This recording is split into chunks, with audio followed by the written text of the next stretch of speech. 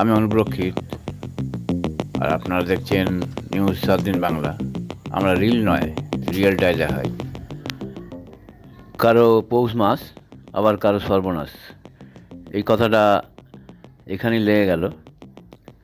হরিয়ানার 10,000 দক্ষ শ্রমিকের নিয়োগ হবে ইসরায়েলে। সম্প্রতি এমন এক বিজ্ঞপ্তি প্রকাশ করা হয়েছে রাজ্যের তরফে। দক্ষ কর্মীর অভাবে ঢুকছে যুদ্ধরত ইসরায়েল। গত 2.5 মাস ধরে প্যালেস্তানীয় গোষ্ঠী হামাসের সঙ্গে যুদ্ধে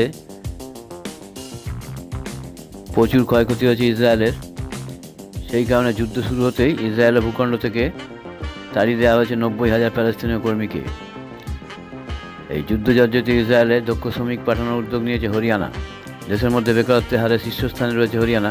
চলতি বছরের শুরুতে centre for monitoring Indian economy CMIE এর তরফে প্রকাশিত রিপোর্টে এমনটাই উঠে এসেছিল। সে রাজ্যে চাকরির বেহাল দশা ও বেকারত্বের সমস্যার কারণে একাধিকবার বিরোধীদের কটাক্ষের মুখেও পড়েছে মনোহরলাল খট্টর সরকার। তাই যুদ্ধের আবহে 10,000 দক্ষ কর্মীকে ইসরায়েলে পাঠানোর সিদ্ধান্ত নিয়েছে রাজ্য সরকার। হরিয়ানা রাজ্য পাবলিক সেক্টর সংস্থা হরিয়ানা কৌশল রোজগার নিগম HKRN এই মর্মে বিজ্ঞপ্তি জারি করেছে।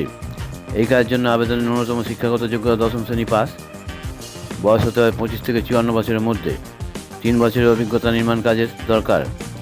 শিল্পক্ষেত্রে নির্মাণ, কাঠের কাজ, বহুতল নির্মাণ, লোহার কাজ, মাটিতে পাথর বসানোর কাজ ইত্যাদি বাধ্যতামূলক। বেতন মাসে 6,100 ইসরায়েলি মুদ্রা, যা কিনা ভারতীয় টাকায় 1,34,000 টাকা। ভারত থেকে শ্রমিক নেওয়ার কথা আগেই জানিয়েছিল ইসরায়েল, কারণ বেকারত্বের হার বেশি হওয়ায় ভারত থেকে সুলভে দক্ষ শ্রমিক পাওয়া যায়। এই কারণে ভারতের সঙ্গে আলোচনাও করেছিল প্রেসিডেন্ট বেঞ্জামিন নেতানিয়াহু। ইসরায়েল সরকার জানিয়েছে ধাপে ধাপে প্রায় 1 লক্ষ ভারতীয় শ্রমিক নিয়োগ করবে ইসরায়েল। প্রতিবেদন নিউজ 7 দিন বাংলা।